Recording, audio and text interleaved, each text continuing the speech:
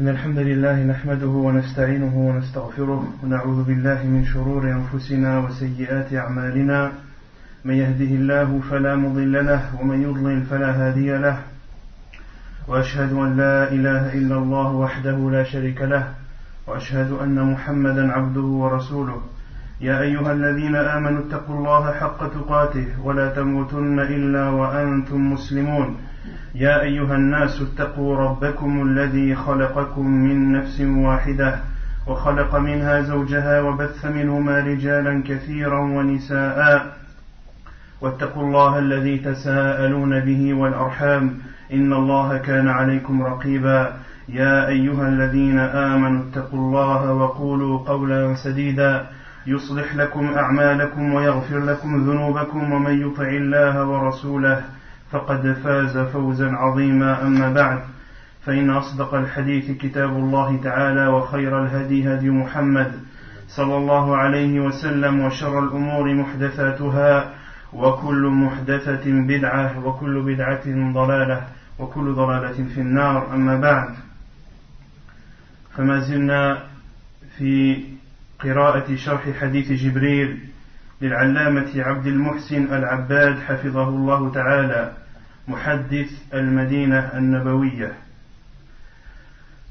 وقد تكلمنا في الأسبوع الماضي عن الطائفة التي أخرجت الأعمال من الإيمان وهي المرجئة، وتنقسم إلى قسمين: المرجئة الغلاة الذين يقولون إن كل مؤمن كامل الإيمان وأنه لا يضر مع الإيمان ذنب، ومرجئة الفقهاء الذين قالوا أيضا بعدم دخول الأعمال في مسمى الإيمان مع مخالفتهم للمرجئة الغلاة أن المعاصي تضر فاعلها. كما أننا تكلمنا عن الإيمان وأنه يزيد وينقص، يزيد بالطاعات وينقص بالمعاصي والسيئات. Donc nous continuons Inch'Allah Ta'ala le cours sur l'explication du hadith de Jibril.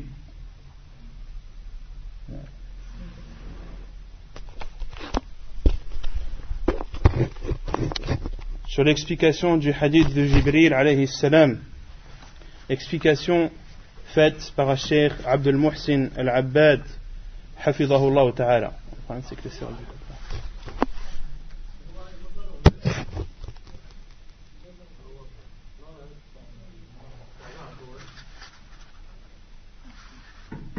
Nous continuons donc l'explication du hadith de Jibril, explication faite par le Cheikh Abdul Muhsin Al-Abbad. Quant à la semaine dernière, on avait parlé de la secte qui ne croyait pas ou qui considérait que les actes ne font pas partie de la foi. Quelle est cette secte? Comment se nomme-t-elle? Al-Murji'ah, ahsant. Et on avait dit que Al-Murji'ah était une secte égarée, et son égarement est de dire que les actes pieux ne font pas partie de la foi. Et on avait dit que Al-Murji'ah se divisait en deux. Qui peut me citer les deux factions de Al-Murji'ah? Murji'ah fanatique. En arabe, j'ai oublié le... Al-Murji'ah al-Ghulah, les fanatiques. Donc eux, ils disent en fait que leur foi elle est toujours parfaite. Et que quoi qu'il en soit, un croyant est un croyant, il ira au paradis. Donc Al-Murji'ah al-Ghulah, les fanatiques, disent que tout croyant a une foi parfaite, a une foi complète, et que les péchés qu'il est susceptible de faire ou qu'il fait n'ont aucune influence sur sa foi. Et la seconde faction, la seconde partie de Al-Murji'ah, Murji'ah al-Fuqaha, la différence c'est que eux, quand ils font des péchés, ils disent qu'ils seront châtiés pour cela. Et Murji'ah al-Fuqaha, eux disent également que les actes ne font pas partie de la foi, et leur différence avec les fanatiques, le Murji'ah al-fanatique, c'est qu'ils considèrent eux que les péchés la personne aura des comptes à rendre sur les péchés qu'il a fait, et que les péchés porteront préjudice à la personne qui les fait. De même qu'on avait parlé de la foi, qu'elle augmente et qu'elle diminue, elle augmente en faisant de bonnes actions, et elle diminue en faisant des péchés. On avait ici également cité la preuve dans le Coran, la preuve que la foi augmente. On avait cité la parole où Allah subhanahu wa ta'ala dit: les croyants sont ceux qui, lorsque ces versets, que lorsque idha dhukira Allah, que lorsqu'on leur rappelle Allah, leur cœur frémisse, et lorsque ces versets, c'est-à-dire les versets d'Allah, leur sont lus, cela augmente leur foi et ils ont confiance en leur Seigneur. Donc il y a dans ce verset une preuve que la foi augmente. On avait aussi cité des hadiths du prophète sallallahu alayhi wa sallam, plutôt le cheikh a cité des hadiths du prophète sallallahu alayhi wa sallam qui prouvent que la foi diminue. On avait cité le hadith du prophète sallallahu alayhi wa sallam que celui qui voit un mal le change par sa main, s'il ne peut pas par sa langue, s'il ne peut pas par son cœur, et ceci est le plus bas de la foi. De même qu'on avait aussi cité le hadith où le prophète sallallahu alayhi wa sallam, en parlant des femmes, dit qu'elles ont un manque de raison, un manque dans la raison et dans la religion, hadith rapporté par Al-Bukhari et Muslim. Et on avait cité également que dans la religion, le hadith ici il englobe à la fois la foi et l'islam, al-iman ou l'islam, car il y a la règle qui dit que lorsque ils sont cités séparément, ils veulent dire la même chose, et lorsqu'ils sont cités côte à côte, chacun a un sens différent. Lorsque l'islam et la foi sont cités séparément, ils veulent dire les deux à la fois. Et lorsqu'ils sont cités côte à côte, lorsqu'on dit l'islam et la foi, l'islam signifie les choses extérieures et la foi signifie les choses intérieures. Donc lorsqu'ils se séparent, ils se rejoignent dans le sens, et lorsqu'ils se rejoignent, ils se séparent dans le sens. إذا اجتمع افترق وإذا افترق اجتمع. Et on avait cité les fatawas de Cheikh Ibn Baz, ou plutôt la parole de Cheikh Ibn Baz rahimahullah ta'ala, en expliquant le hadith du prophète sallallahu alayhi wa sallam lorsqu'il parle des femmes et dit qu'elles ont un manque dans la raison et dans la religion. Et beaucoup de personnes m'ont demandé l'enregistrement du cours, notamment pour réécouter la parole de Cheikh Ibn Baz rahimahullah, mais malheureusement la semaine dernière l'enregistrement n'a pas pu être fait. Qaddarallah wa ma sha'a fa'al. Il y a eu des soucis au niveau de l'enregistrement, donc j'ai décidé de relire au moins les fatwas de Cheikh Ibn Baz. Ceux qui étaient là la semaine dernière, ce sera un rappel pour eux, et ceux qui n'étaient pas là, ils en profiteront Inch'Allah. Donc, et je rajouterai aussi une parole de Cheikh Al-Fawzan, donc j'en ai profité pour ajouter un peu plus, pour que ce sujet soit traité avec précision, et afin que chacun soit satisfait. يقول الشيخ ابن باز رحمه الله تعالى لما سئل بالسؤال التالي: دائما نسمع الحديث الشريف النساء ناقصات عقل ودين ويأتي به بعض الرجال للإساءة للمرأة نرجو من فضيلتكم توضيح معنى هذا الحديث. Donc la question qui a été posée à Cheikh Ibn Baz rahimahullah ta'ala, qui est: nous entendons souvent le hadith où le prophète sallallahu alayhi wa sallam dit les femmes ont un manque dans la religion et dans la raison, et certains hommes utilisent ce hadith pour porter préjudice à la femme. Nous vous demandons de bien vouloir nous expliquer le sens de ce hadith. الجواب: معنى حديث رسول الله صلى الله عليه وسلم: ما رأيت من ناقصات عقل ودين أذهب للب الرجل الحازم من إحداكن. فقيل يا رسول الله ما نقصان عقلها؟ قالت: أليست شهادة المرأتين بشهادة الرجل؟ قيل يا رسول الله ما نقصان دينها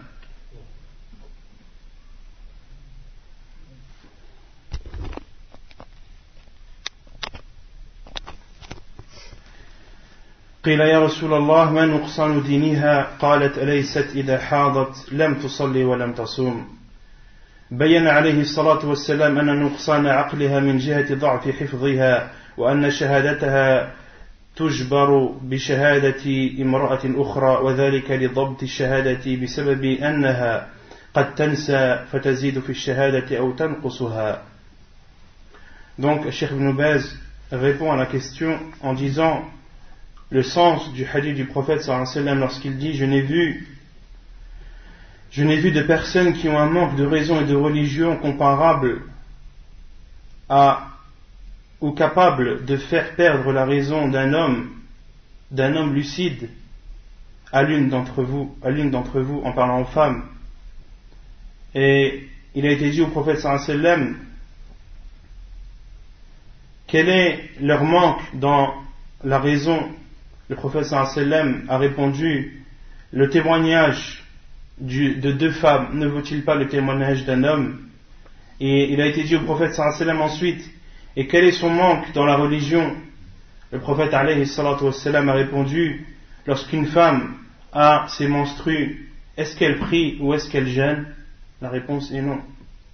Le prophète sallallahu alayhi wa sallam, donc Cheikh Ibn Baz continue en disant rahimahullah, le prophète sallallahu alayhi wa sallam a montré que le manque dans la raison est au niveau du témoignage et que le témoignage d'une femme seule n'est pas accepté sauf s'il est accompagné du témoignage d'une autre femme, et ceci afin que le témoignage de la femme soit bien compris, car elle peut oublier ou ne pas bien comprendre la chose. كما قال الله سبحانه وتعالى واستشهدوا شهيدين من رجالكم فإن لم يكونا رجلين فرجل وامرأتان ممن ترضون من الشهداء أن تضل إحداهما فتذكر إحداهما الأخرى الآية.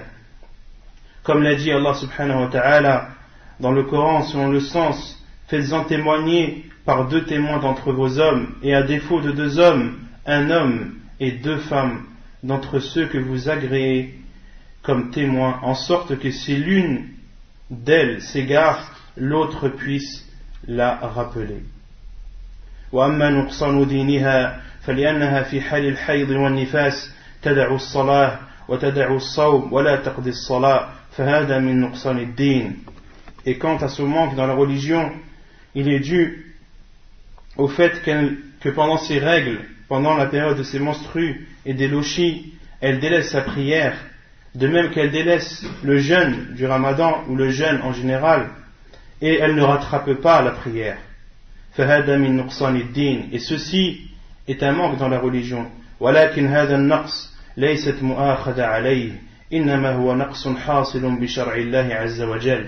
Mais ce manque, la femme ne doit pas subir de reproches dessus, et on ne doit pas lui faire de remarques à ce sujet, car c'est un manque qui vient, ou c'est un manque qui fait partie de la législation d'Allah subhanahu wa ta'ala. C'est un manque qui fait partie de la religion d'Allah subhanahu wa ta'ala.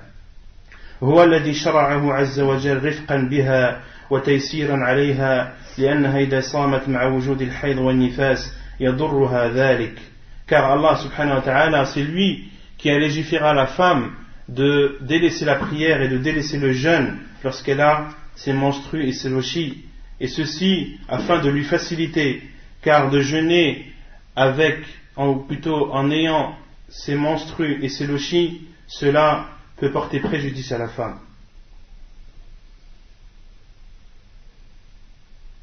فمن رحمة الله شرع لها ترك الصيام وقت الحيض والنفاس والقضاء بعد ذلك.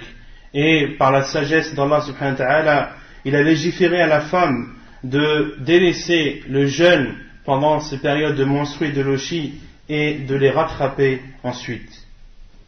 وأما الصلاة فإنها حال الحيض قد وجد منها ما يمنع الطهارة فمن رحمة الله جل وعلا أن يشرع لها ترك الصلاة وهكذا في النفاس ثم شرع لها أو ثم شرع لها أنها لا تقضي. Et quant à la prière, elle ne prie pas lorsqu'elle a ses menstrues et ses doshis, car elle est en état d'impureté. Et parmi les conditions de la prière, c'est d'être en état de pureté. Et Allah subhanahu wa ta'ala, par sa miséricorde, a légiféré à la femme de délaisser la prière pendant ces périodes de menstrues et de doshis, et lui a légiféré également de ne pas les rattraper ensuite. لأن في القضاء مشقة كبيرة لأن الصلاة تتكرر في اليوم والليلة 5 مرات والحيض قد تكثر أيامه فتبلغ 7 أيام أو 8 أيام أو أكثر. Car dans le rattrapage des prières, il y a une énorme contrainte du fait que les prières sont du nombre de 5 par jour et la période des menstrues peut atteindre 7 jours, 8 jours ou plus. والنفاس قد يبلغ 40 يوما فكان من رحمة الله لها وإحسانه إليها أن أسقط عليها الصلاة أداء وقضاء. Et de même que pendant la période des doshis qui peut atteindre 40 jours, Allah subhanahu wa ta'ala a légiféré à la femme de ne pas rattraper les prières. Il lui a à la fois légiféré le fait de ne pas prier pendant ces périodes et également de ne pas les rattraper. ولا يلزم من هذا أن يكون نقص عقلها في كل شيء ونقص دينها في كل شيء. Et cela ne veut dire en aucun cas que la femme a un manque dans la religion dans toute sa religion, ou de même qu'elle a un manque de raison dans toute sa raison. Il est faux de dire cela. وإنما بين الرسول صلى الله عليه وسلم أن نقص عقلها من جهة ما قد يحصل من عدم ضبط الشهادة. Mais le prophète sallallahu alayhi wa sallam a bien montré que le manque de raison, le manque que la femme a dans la raison, est uniquement en rapport avec le témoignage et le fait qu'elle ne peut pas être sûre de son témoignage et bien l'apporter. ونقص دينها من جهة ما يحصل لها من ترك الصلاة والصوم في حال الحيض. De même que le manque dans la religion est bien spécifique et bien précis. Le prophète sallallahu alayhi wa sallam a parlé d'une chose précise. Il a bien dit que c'était le fait qu'elle délaisse la prière pendant ces périodes, la prière et le jeûne pendant ces périodes de menstrues et de doshis. ولا يلزم من هذا أن تكون أيضا دون الرجال في كل شيء وأن الرجل أفضل منها في كل شيء. De même que cela ne signifie pas que la femme est en dessous de l'homme tout le temps, dans toute chose. Et cela ne signifie pas également que l'homme est au-dessus de la femme ou est meilleur que la femme dans toute chose. نعم جنس الرجل أفضل من جنس النساء في الجملة لأسباب كثيرة.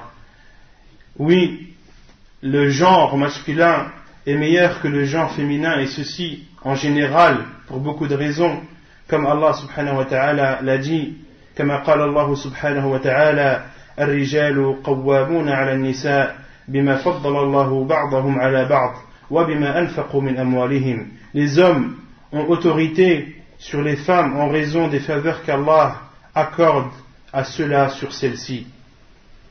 لكن قد تفوته في بعض الأحيان في أشياء كثيرة. Mais la femme peut dépasser l'homme dans certains contextes, dans beaucoup de choses également. فكم لله من امرأة فوق كثير من الرجال في عقلها ودينها وضبطها. Et combien de femmes sont au-dessus des hommes dans leur raison, dans leur religion et dans leur compréhension des choses. وإنما ورد عن النبي صلى الله عليه وسلم أن جنس النساء دون جنس الرجال في العقل وفي الدين من هاتين الحيثيتين اللتين بينهما النبي صلى الله عليه وسلم. Mais ce qui a été rapporté par le prophète sallallahu alayhi wa sallam, c'est que le genre féminin est en dessous du genre masculin dans la raison et dans la religion uniquement sur ces deux points, et uniquement sur ces deux points que le prophète sallallahu alayhi wa sallam a expliqué. وقد تكثر منها الأعمال الصالحة فتربو على كثير من الرجال في عقلها الصالح في عملها الصالح وفي تقواها لله جل وعلا وفي منزلتها في الآخرة. Et la femme peut surpasser les hommes dans ses actes pieux qu'elle accomplit, et plus elle fait des actes pieux, et plus elle peut faire beaucoup d'actes pieux qui lui permettront d'être au-dessus des hommes, à la fois dans les actes qu'elle accomplit, mais de même dans sa piété envers Allah subhanahu wa ta'ala, de même qu'elle peut avoir une place au paradis meilleure que celle d'un homme. وقد تكون لها عناية في بعض الأمور فتضبط ضبطا كثيرا أكثر من ضبط بعض الرجال في كثير من المسائل. De même qu'elle peut comprendre des choses qu'elle étudie, mais d'une façon meilleure que l'homme. Elle peut les comprendre mieux que les hommes dans beaucoup de choses qu'elle a étudiées et qu'elle a appris avec détail. فتضبط ضبطا كثيرا أكثر من ضبط بعض الرجال في كثير من المسائل التي تعتني بها وتجتهد في حفظها وضبطها فتكون مرجعا في التاريخ الإسلامي وفي أمور كثيرة. Et la femme musulmane est marji' fi al-tarikh al-islami, est une référence dans l'histoire musulmane. Les savants utilisent beaucoup les femmes au temps du prophète sallallahu alayhi wa sallam, as-sahabiyat, qui sont une référence pour toutes les femmes qui les ont suivies dans la religion et dans la piété envers Allah subhanahu wa ta'ala. وهذا واضح لمن تأمل أحوال النساء في عهد النبي صلى الله عليه وسلم وفي عهد النبي صلى الله عليه وسلم وبعد ذلك. Et ceci est flagrant pour celui qui a étudié le comportement des femmes au temps du prophète sallallahu alayhi wa sallam. وبهذا يعلم أن النقص لا يمنع من الاعتماد عليها في الرواية وهكذا في الشهادة بامرأة أخرى إذا انجبرت بامرأة أخرى.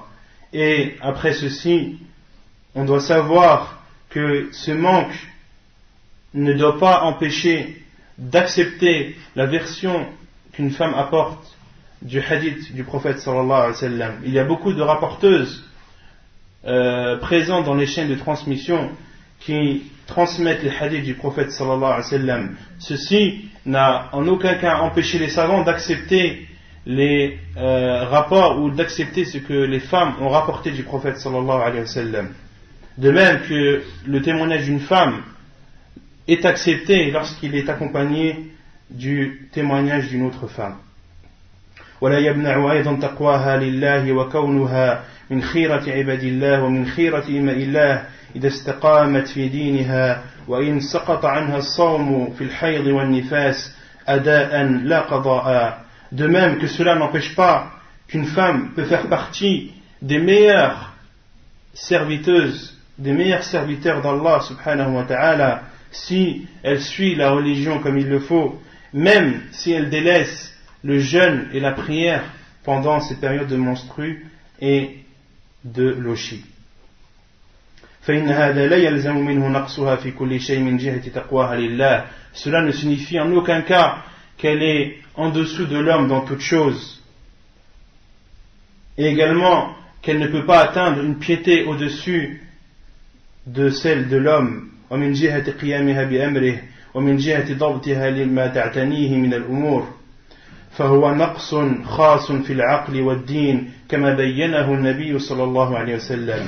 C'est donc un manque bien précis, bien spécifique dans la raison et dans la religion, comme l'a montré le prophète sallallahu alayhi wa sallam. فلا ينبغي للمؤمن أن يرميها بالنقص في كل شيء. Il n'est pas permis aux croyants, à l'homme musulman, de dire à la femme qu'elle a un manque dans toute chose, وضعف الدين في كل شيء, et qu'elle a un manque également dans la religion, dans toute la religion.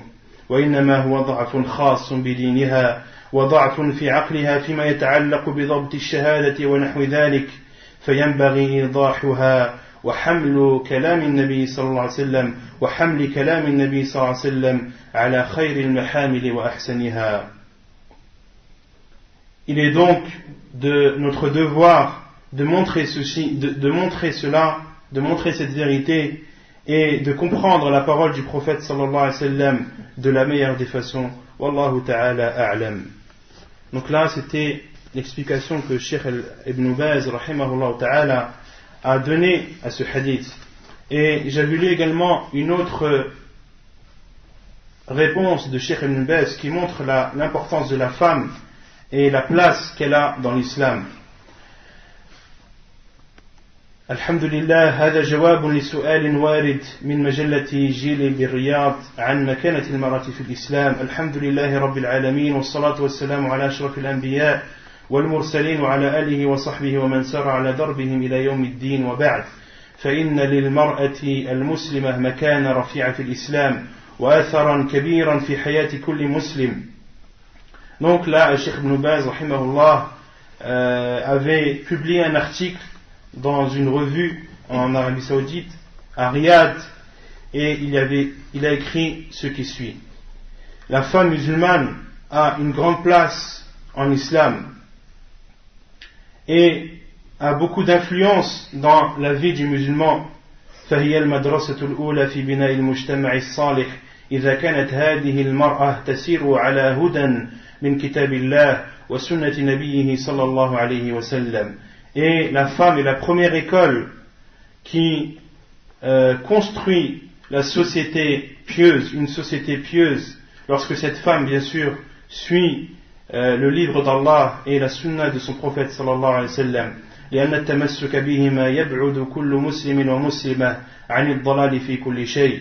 Car de s'accrocher au Coran et à la sunna éloigne le musulman et la musulmane de l'égarement dans toute chose. وضلال الأمم وانحرافها لا يحصل إلا بابتعادها عن نهج الله سبحانه وتعالى وما جاء به أنبياؤه ورسله عليهم الصلاة والسلام.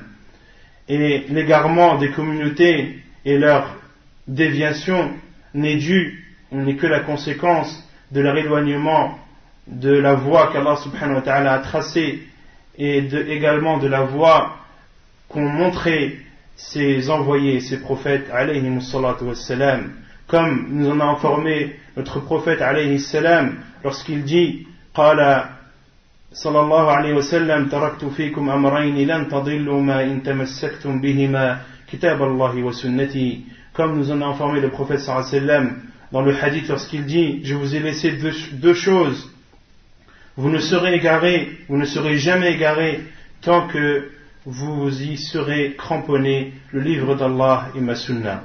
ولقد جاء في القرآن الكريم ما يدل على أهمية المرأة أما وزوجة وأختا وبنتا وما لها من حقوق وما عليها من واجبات وجاءت السنة المطهرة بتفصيل ذلك.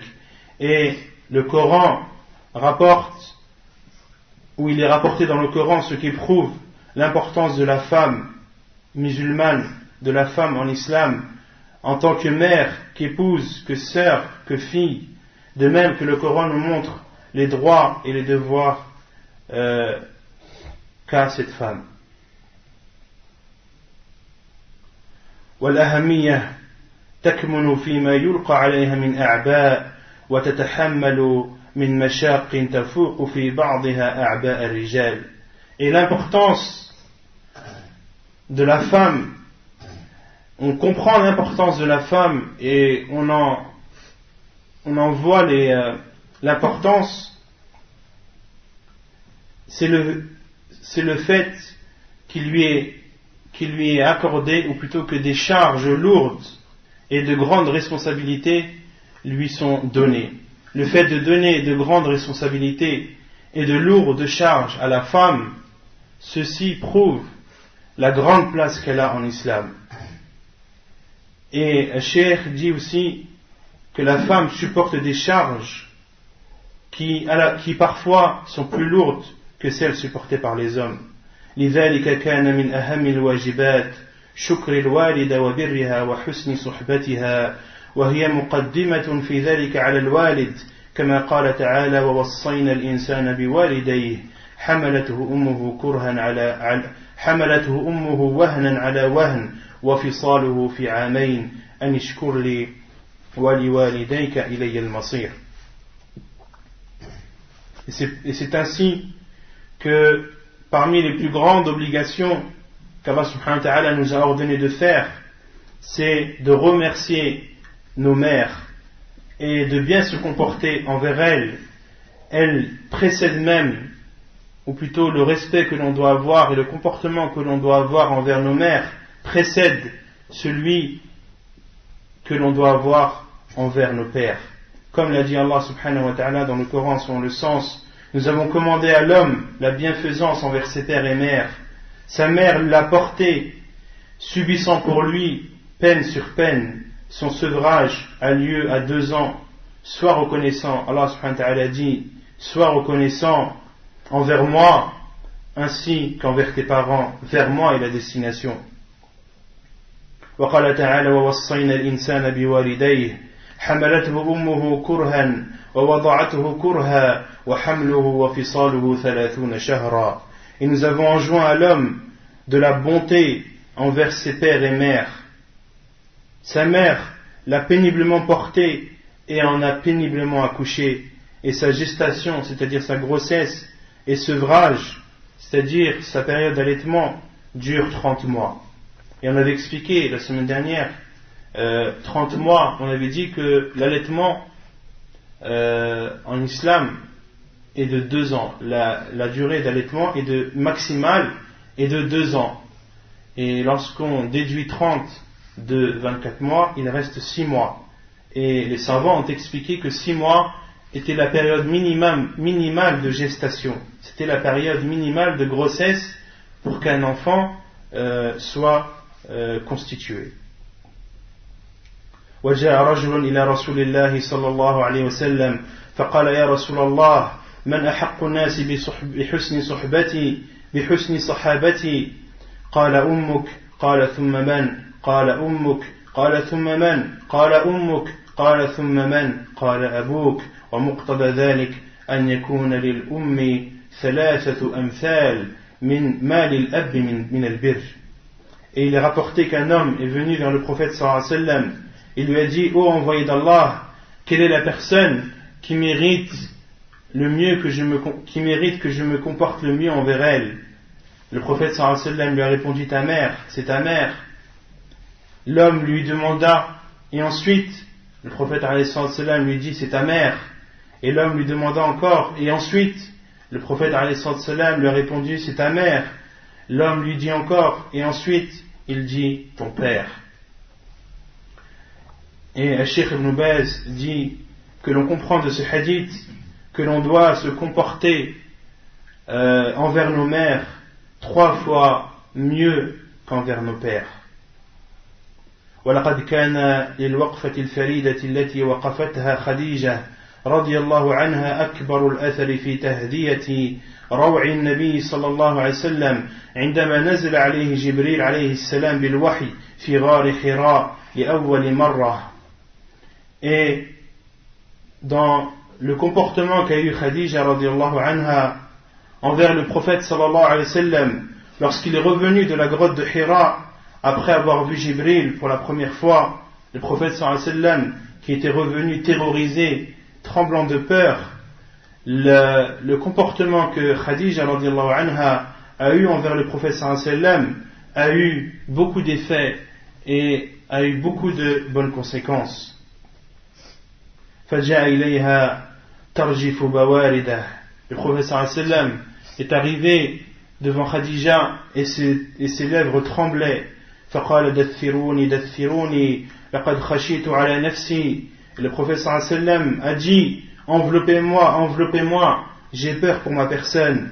فقالت رضي الله عنها أبشر فوالله لا يخزيك الله أبدا إنك لتصل الرحم.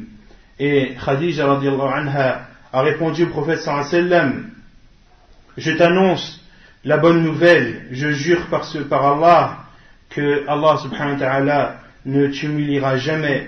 Innaka la tasilur rahim wa tasdiqul hadith, car tu noues les liens de parenté et lorsque tu parles ta parole est véridique. Wa tahmilul kal, et tu supportes celui qui est incapable.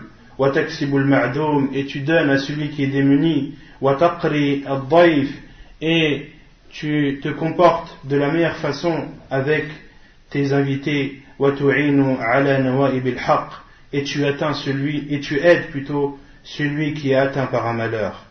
وأيضا لا ننسى أثر عائشة رضي الله عنها حيث أخذ عنها الحديث كبار الصحابة وكثير من النساء الأحكام المتعلقة بهن. De même, n'oublions pas les traces que Aïcha radiallahu anha a laissées lorsque les plus grands compagnons du prophète sallallahu alayhi wa sallam ont pris d'elle la science, de même que les femmes ont pris de Aïcha radiallahu anha la science concernant les choses propres aux femmes. وبالأمس القريب وعلى زمن الإمام محمد بن سعود رحمه الله نصحته زوجته بأن يتقبل دعوة الإمام المجدد محمد بن عبد الوهاب رحمه الله تعالى. Et il n'y a pas si longtemps que ça, à l'époque de l'imam Mohammed ibn Saoud, qu'on avait expliqué la semaine dernière que l'imam Mohammed ibn Saoud était celui qui avait bâti l'Arabie Saoudite, et l'Arabie Saoudite existe depuis à peu près 2 siècles. Et sa femme, la femme de l'imam ibn Saoud, Mohammed ibn Saoud, a conseillé son mari afin qu'il accepte ce que l'imam Mohammed ibn Abdul Wahhab, qui est un grand imam, comme on l'avait dit la semaine dernière également, par son intermédiaire, Allah subhanahu wa ta'ala a purifié la péninsule arabique de toute forme d'associanisme. L'imam Mohammed ibn Abdul Wahhab, qu'Allah lui fasse miséricorde, a appelé à l'adoration d'Allah subhanahu wa ta'ala seul, sans rien lui associer.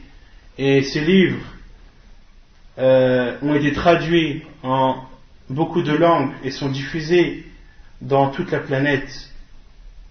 Parmi ces livres, il y a Kitab al-Tawhid, le livre du Tawhid. Parmi ces livres, il y a Al-Usul al-Thalatha wa Adillatuha, les 3 fondements et leurs preuves. Parmi ces livres également, il y a Kashf al-Shubuhat, le dévoilement des ambiguïtés. Autant de livres que chacun de nous, ou la plupart d'entre nous, ont en leur possession. Et tout ce bien, et entre guillemets, entre parenthèses, c'est de l'imam Mohammed ibn Abdul Wahhab que certains tirent le terme wahhabisme. Lorsqu'ils parlent de wahhabisme, ils parlent de l'imam Mohammed ibn Abdul Wahhab sans le savoir malheureusement. Lorsqu'on leur demande qu'est-ce que le wahhabisme signifie, qu'est-ce que signifie pour vous être wahhabite, ils n'ont aucune explication, à part dire que ce sont des personnes qui sont intégristes, qui ont des idées trop dures, etc. Voilà, c'est la seule réponse qu'ils peuvent donner. Mais lorsqu'on leur demande quelle est l'origine du terme wahhabisme, ils sont incapables de le dire. Et al-firaq ad-dalla, les sectes égarées utilisent beaucoup ce terme wahhabisme en parlant des gens de la sunna, de ceux qui suivent le livre d'Allah et la sunna du prophète sallallahu alayhi wa sallam, et n'hésitent pas à forger des mensonges sur ces soi-disant wahhabites en disant que ce sont des personnes dures qui rendent les musulmans mécréants. Et Allah subhanahu wa ta'ala est témoin que cela est un mensonge. L'imam Mohammed ibn Abdul Wahhab, lisez ses livres, vous ne verrez que des versets et des hadiths du prophète sallallahu alayhi wa sallam. Et c'est pour cela que les savants, après l'époque de Mohammed ibn Abdul Wahhab, jusqu'à notre époque, expliquent les livres de Mohammed ibn Abdul Wahhab. Pourquoi? Car ce sont des livres qui sont un peu difficiles à comprendre. Ce sont des versets et des hadiths avec quelques explications. Et les savants, rahimahumullah, à notre époque et auparavant, expliquent les livres de Mohammed ibn Abdul Wahhab. Et en grande partie, ce sont des livres qui sont en rapport avec le tawhid, avec l'unicité d'Allah subhanahu wa ta'ala. فإنه كان لنصيحتها له أكبر الأثر في اتفاقهم على تجديد الدعوة ونشرها. Et après que l'imam Mohammed ibn Saoud a accepté le conseil de sa femme qui lui a dit d'écouter l'imam Mohammed ibn Abdul Wahhab d'écouter ce qu'il va dire et de l'aider à propager la religion d'Allah subhanahu wa ta'ala, l'imam Muhammad ibn Saoud a accepté et s'est mis en accord avec l'imam Muhammad ibn Abdul Wahhab afin de propager la religion d'Allah subhanahu wa ta'ala, حيث نلمس بحمد الله اليوم أثر ذلك برسوخ العقيدة في أبناء هذه الجزيرة. Et à tel point que l'on voit les effets de ceci à nos jours ou de nos jours, et on voit à quel point les jeunes et les gens sont accrochés à leurs croyances.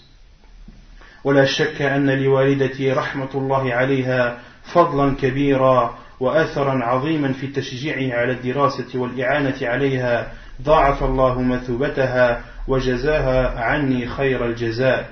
Et il n'y a aucun doute, donc c'est Cheikh Ibn Baz rahimahullah qui continue et dit: il n'y a aucun doute que ma mère, qu'Allah lui fasse miséricorde, a un grand bienfait sur moi et a eu beaucoup d'effets sur ma personne lorsqu'elle m'a conseillé et lorsqu'elle m'a encouragé dans mes études de la religion et lorsqu'elle m'a aidé également dans mes études. Qu'Allah multiplie sa récompense et la récompense de la meilleure façon. ومما لا شك فيه أن البيت الذي تسوده المودة والمحبة والرأفة والتربية الإسلامية سيؤثر على الرجل فيكون بإذن الله موفقا في أمره. Et il n'y a aucun doute également qu'une maison qui est guidée par l'amour, par la compréhension et par l'éducation islamique, une maison dont tous ces caractéristiques ils sont présents, auront de l'effet sur les hommes, auront de l'effet sur l'homme, et il sera, par la permission d'Allah subhanahu wa ta'ala, il réussira tout ce qu'il entreprend, que ce soit son apprentissage de la science ou bien alors son commerce. فيكون بإذن الله موفقا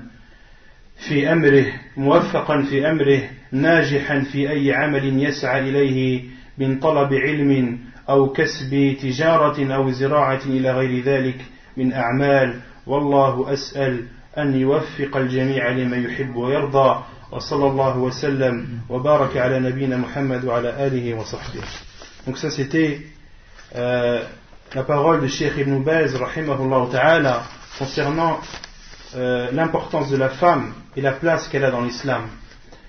Et je vais vous lire maintenant la parole de Cheikh Al-Fawzan, qu'Allah le préserve, qui est un des savants de notre siècle, et alhamdulillah il est encore vivant.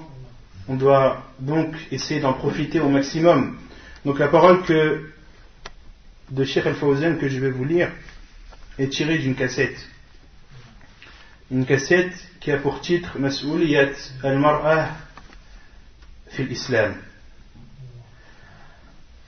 قال تعالى: ولقد كرمنا بني آدم وحملناهم في البر والبحر ورزقناهم من الطيبات وفضلناهم على كثير ممن خلقنا تفضيلا.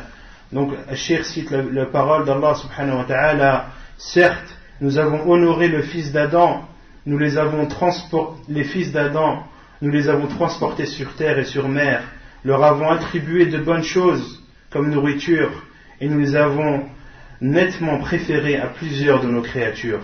Allah Azza wa Jal karrama an-naw'a al-insani ala kathiri min makhluqatih rijalan wa nisa'a.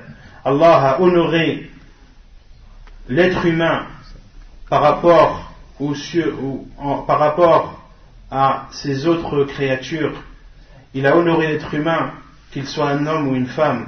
خلق الله الجنسين الذكر والأنثى وأوجب عليهم واجبات مشتركة وواجبات مختصة بكل نوع منهم.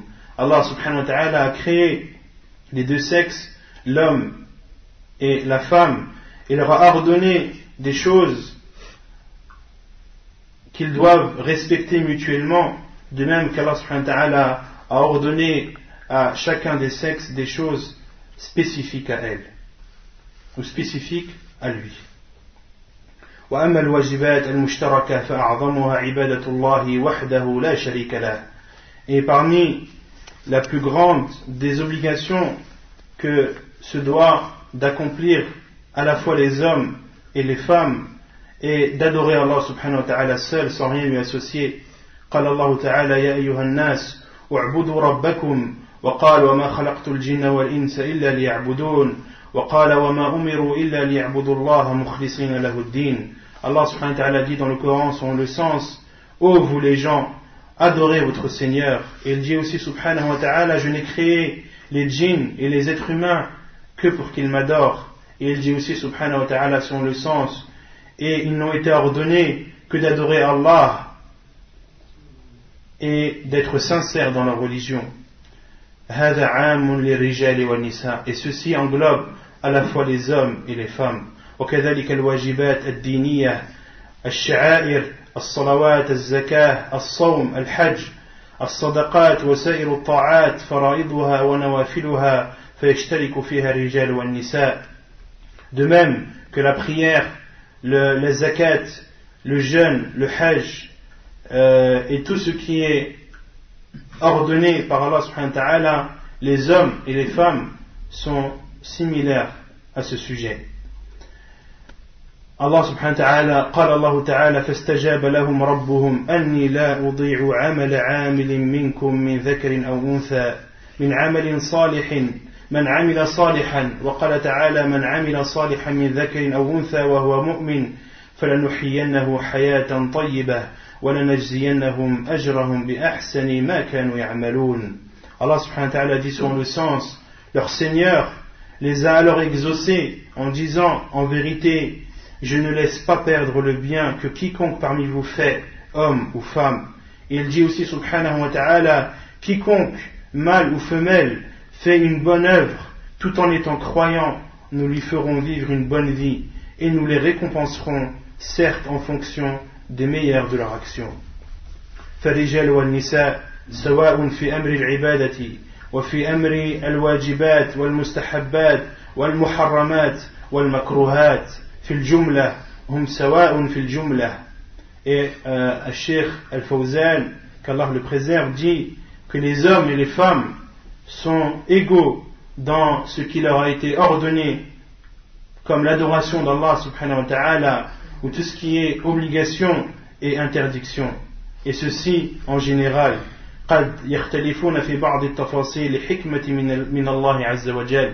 Ils peuvent avoir des jugements spécifiques et ceci par la sagesse d'Allah subhanahu wa ta'ala. لكن في الجملة هم مكلفون بالواجبات وترك المحرمات وفعل الطاعات واجتناب المعاصي. Mais en général, les hommes et les femmes doivent appliquer ce qui leur a été ordonné de faire et délaisser ce qui leur a été interdit. Donc d'appliquer et de délaisser, les hommes et les femmes sont égaux sur ceci. الرجال والنساء قال تعالى إن المسلمين والمسلمات والمؤمنين والمؤمنات والقانتين والقانتات والصادقين والصادقات والصابرين والصابرات والخاشعين والخاشعات والمتصدقين والمتصدقات والصائمين والصائمات والحافظين فروجهم والحافظات والذاكرين الله كثيرا والذاكرات أعد الله لهم مغفرة وأجرا عظيما. Et Allah subhanahu wa ta'ala dit selon le sens des versets: les musulmans et musulmanes, croyants et croyantes, obéissants et obéissantes, loyaux et loyales, endurants et endurantes, craignants et craignantes, c'est-à-dire ceux qui craignent Allah subhanahu wa ta'ala, donneurs et donneuses de l'aumône, jeûnants et jeûnantes, ceux qui jeûnent, gardiens de leur chasteté et gardiennes, c'est-à-dire ceux qui préservent leur sexe, invocateurs souvent d'Allah, c'est-à-dire ceux qui invoquent souvent Allah, et invocatrices, Allah a préparé pour eux un pardon et une énorme récompense. وقال تعالى وما كان لمؤمن ولا مؤمنة إذا قضى الله ورسوله أمرا أن يكون لهم الخيرة من أمرهم. Et Allah subhanahu wa ta'ala dit aussi selon le sens des versets: il n'appartient pas à un croyant ou à une croyante, une fois qu'Allah et son messager ont décidé d'une chose, d'avoir encore le choix dans leur façon d'agir. Donc on voit bien dans ces versets qu'Allah subhanahu wa ta'ala cite les hommes et les femmes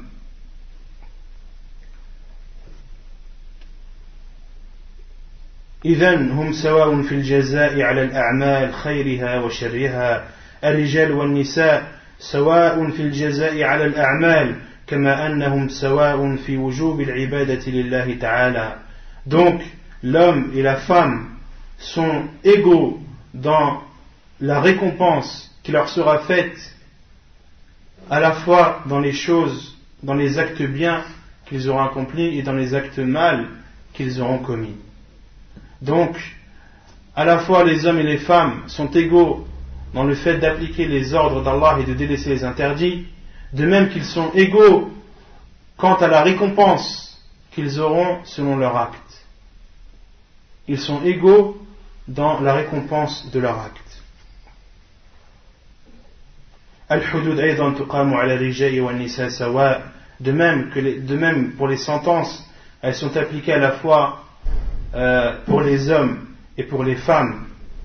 قال تعالى الزانية والزاني فاجلدوا كل واحد منهما 100 جلدة وقال والسارق والسارقة فاقطعوا أيديهما جزاء بما كسبا نكالا من الله والله عزيز حكيم. تقام الحدود على الرجال والنساء في جرائمهم التي ارتكبوها. Allah subhanahu wa ta'ala dit, celui qui a commis l'adultère, que ce soit un homme ou une femme, fouettez-le de 100 fouets, ou fouettez-le 100 fois. Et il dit aussi subhanahu wa ta'ala was-sariq was-sariqa, et le voleur et la voleuse, coupez-leur la main pour ce qu'ils ont commis. Et on avait expliqué dans des cours précédents que les sentences en islam ne peuvent être appliquées que par un juge musulman ou une personne qui l'a légué. En aucun cas les musulmans doivent appliquer les sentences entre eux. Il est interdit à un musulman d'appliquer une sentence. Le seul permis d'appliquer les sentences est le juge musulman.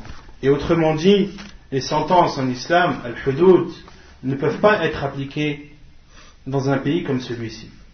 Ils ne peuvent pas être appliquées dans un pays où l'autorité n'est pas donnée à un juge musulman. Et même les savants qui ont atteint le plus haut degré de science n'ont pas le droit d'appliquer les sentences. Les savants expliquent, montrent aux gens les sentences et donnent les conditions pour les appliquer, etc. Et ce sont les juges, ou c'est le gouverneur, à la base c'est le gouverneur musulman qui applique les sentences. Soit c'est lui qui les applique directement, ou bien alors ceux qu'il a légués. Et en aucun cas les musulmans n'ont le droit de s'appliquer les sentences mutuellement. ولكن هناك أشياء ينفرد بها أحد الجنسين على الآخر فالرجال ينفردون ببعض الأحكام اللائقة بالرجال والنساء ينفردن ببعض الأحكام اللائقة بالنساء. Mais il y a certaines choses qui sont propres à chacun des deux sexes, des choses propres, des jugements propres aux hommes et des jugements propres aux femmes. ومن ثم لما كانت الواجبات على الرجال والنساء وترك المحرمات والمعاصي مطلوبة من الرجال والنساء كان لابد أن يوجه للنساء نصائح ومحاضرات ودروس وأن يعلمن من العلم ما يستقيم به دينهن. Et après avoir su que l'homme et la femme sont pareils, sont égaux dans le fait d'appliquer les ordres d'Allah et de délaisser ses interdits, il est du devoir et il est obligatoire de conseiller les femmes et de leur donner des conférences et des cours afin qu'elles apprennent de la science, ce qui leur permettra d'être bien dans leur religion et de suivre leur religion comme il le faut. Wala yuhmaln, et elles ne doivent pas être délaissées ni rabaissées. النبي صلى الله عليه وسلم كان يخص النساء أحيانا بخطبة ويخص النساء ببعض المجالس لما طلبنا منه ذلك عليه الصلاة والسلام. Le prophète sallallahu alayhi wa sallam donnait des discours propres aux femmes, donnait des discours qui étaient réservés uniquement aux femmes, et le prophète sallallahu alayhi wa sallam leur réservait également des cours et des assises afin de répondre à leurs questions وكنا يسألن النبي صلى الله عليه وسلم ويجيبهن. Et elles demandaient au prophète sallallahu alayhi wa sallam, elles posaient des questions au prophète sallallahu alayhi wa sallam et il leur répondait. رأينا أن الله تعالى خاطب النساء أحيانا خاطب الرجال والنساء أحيانا بوصف واحد يا أيها الناس هذا يشمل الرجال والنساء. De même qu'Allah subhanahu wa ta'ala dans le Coran parle des fois aux hommes et aux femmes à la fois, et dans d'autres versets il parle bien précisément aux femmes, comme dans le verset où Allah subhanahu wa ta'ala dit Ya ayyuhan nas, ô vous les gens, ceci englobe les hommes et les femmes. Ya ayyuhal ladhina amanu hada yashmilu rijal wal nisa. Et également lorsqu'Allah dit ô vous qui avez cru, ceci englobe les hommes et les femmes. هذا الوصف وصف الإيمان يدخل فيه المؤمنون والمؤمنات وأحيانا تخاطب المرأة وحدها قال تعالى وقل للمؤمنات يغضضن من أبصارهن ويحفظن فروجهن ولا يبدين زينتهن.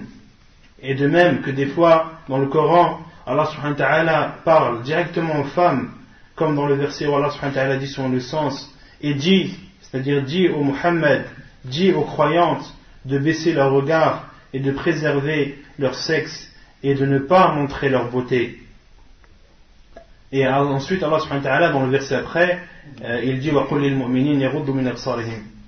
Et ensuite dans la même sourate Allah subhanahu wa ta'ala dit et dit aux croyants également de baisser leur regard et de préserver leur sexe. ثم إنه وجه النصيحة للجميع وتوبوا إلى الله جميعا أيها المؤمنون لعلكم تفلحون. Et ensuite Allah subhanahu wa ta'ala dit et repentez-vous tous vers Allah subhanahu wa ta'ala, et repentez-vous tous vers Allah subhanahu wa ta'ala afin que vous soyez parmi les gagnants.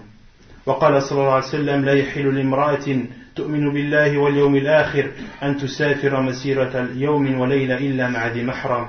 Et le prophète sallallahu alayhi wa sallam également parlait directement aux femmes. Il dit dans un hadith, il n'est pas permis à une femme qui croit en Allah et au jour du jugement de voyager d'une distance parcourue en un jour et une nuit, sauf en étant accompagnée d'un mahram. Et al-mahram, c'est une personne avec qui la femme n'a pas le droit de se marier. فهذا خطاب للمرأة وجه للمرأة. Et ceci est un discours qui a été fait pour les femmes et exclusivement pour les femmes. Et Allah subhanahu wa ta'ala dit aussi dans le Coran قال تعالى يا أيها النبي قل لأزواجك وبناتك ونساء المؤمنين يدنين عليهن من جلابيبهن. Et Allah dit selon le sens, ô prophète, dis à tes femmes, à tes filles et aux femmes des croyants de rabattre sur elles un long voile. هذا خطاب للمرأة. Ceci est un discours propre et un discours qui est fait aux femmes. فالنساء لهن مكانة في مجتمع المسلمين حيث إنهن خطبن مع الرجال وخطبن وحدهن بنصوص كثيرة. Et tout ceci prouve la place que la femme a en islam. Ensuite, le Cheikh Al-Fawzan, donc là je vais vous dire je vais vous résumer un peu ce qu'il a dit parce que c'est un peu long. Ensuite le Cheikh Al-Fawzan explique que la femme a des droits, par exemple qu'elle ne doit pas être forcée au mariage, qu'une femme ne doit pas être forcée au mariage. Il est interdit de forcer une femme au mariage, de même qu'il est interdit, le Cheikh a dit aussi, de même qu'il est interdit à son tuteur de lui refuser de se marier avec une personne qui entre dans les conditions. Une personne, comme le professeur Sam a dit, celui dont vous êtes content ou dont vous êtes satisfait du comportement et de la religion, mariez-le. Donc l'islam interdit au tuteur de refuser à la femme de se marier avec un homme qui a toutes les conditions requises. De même que Cheikh dit aussi que la femme a le pouvoir sur son argent et personne d'autre. Et ensuite le Cheikh aussi dans la conférence a parlé des femmes dans l'Occident et a dit que c'était une marchandise qui était utilisée, que c'était un objet qui était utilisé, un objet utilisé à des fins qui est un objet de désir, un objet d'attraction. Et ça on le voit, tout le monde le voit à notre époque, et surtout dans les pays d'Occident, que la femme est utilisée dans les publicités, etc., pour vendre un yaourt, on montre une femme nue. Maintenant, pour vendre n'importe quoi, on est obligé de montrer une femme, il faut qu'elle soit belle pour que cela attire. Autrement dit, la femme, c'est une marchandise, c'est un objet qu'on utilise malheureusement à mauvais escient. Et le cheikh aussi a expliqué dans sa conférence que les femmes en Occident finissent leur vie dans les maisons de retraite. Elles sont oubliées. Et le cheikh dit aussi que les femmes, malheureusement, qu'il a entendu que les femmes en Occident, leurs seuls compagnons qu'ils avaient vers la fin de leur vie étaient leurs chiens. Leurs seuls compagnons qui leur restent est leurs chiens. Malheureusement, ces enfants la délaissent et l'oublient malheureusement. Et ceci, personne ne peut le nier. Personne ne peut le nier. Et en 2003, quand il y a eu la canicule ici en France, vous avez vu le nombre de personnes âgées qui sont décédées. Des personnes qui étaient seules, qui étaient isolées et qui sont décédées suite à leur isolement. Ils étaient seuls et délaissés. Et un cheikh dit quant à l'islam, alhamdulillah, il donne à la mère une grande importance. Et la mère, plus elle vieillit et plus son importance est grande. Plus elle vieillit, une femme musulmane, plus elle vieillit et plus ses enfants s'occupent d'elle. En islam, il n'y a pas de maison de retraite. Comme ta mère t'a élevé et a pris soin de toi dans ta jeunesse, il est de ton devoir de prendre soin d'elle et de t'occuper d'elle dans sa vieillesse. En islam, il est interdit de mettre sa mère dans une maison de retraite. Non, ta mère, tu dois t'en occuper jusqu'à la fin de ses jours. Et alhamdulillah, le prophète sallallahu alayhi wa sallam nous a ordonné de bien nous comporter envers nos mères. Allah subhanahu wa ta'ala nous a ordonné dans le Coran, juste après avoir ordonné de n'adorer que lui et ne rien lui associer, il a dit وَبِالْوَالِدَيْنِ إِحْسَانًا, et comportez-vous de la meilleure façon envers vos parents. Donc la femme musulmane, ceci prouve qu'elle a une grande importance en islam. Une femme musulmane, une mère, ne doit pas être délaissée. Au contraire, on doit s'en occuper le plus possible. Et je vais vous citer aussi également quelques hadiths du prophète sallallahu alayhi wa sallam, et je vais finir par ceci. Le prophète sallallahu alayhi wa sallam, قال النبي صلى الله عليه وسلم ولا يكون لأحد ثلاث بنات أو أخوات فيحسن إليهن إلا دخل الجنة. Le prophète sallallahu alayhi wa sallam dit: si l'un d'entre vous a 3 filles ou a 3 sœurs et se comporte avec elles de la meilleure des façons sans qu'il ne rentre au paradis, Allah subhanahu wa ta'ala le fera rentrer au paradis. Celui qui a 3 sœurs ou 3 filles et qui s'occupe d'elles et qui se comporte avec elles de la meilleure des façons, Allah subhanahu wa ta'ala le fera rentrer au paradis. وهو حديث حسن حسنه الألباني. C'est un hadith jugé bon par Cheikh Al-Albani. Il dit aussi عليه الصلاة والسلام: أكمل المؤمنين إيمانا أحسنهم خلقا وخياركم خياركم لنسائه.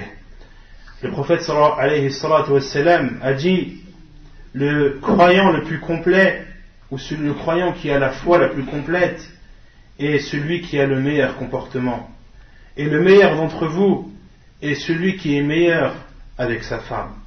Et le meilleur d'entre vous est celui qui est meilleur avec sa femme. Et dans un autre hadith, le prophète sallallahu alayhi wa sallam dit: wa ana khayrukum li ahli. Et moi je suis celui qui se comporte le mieux envers ses femmes.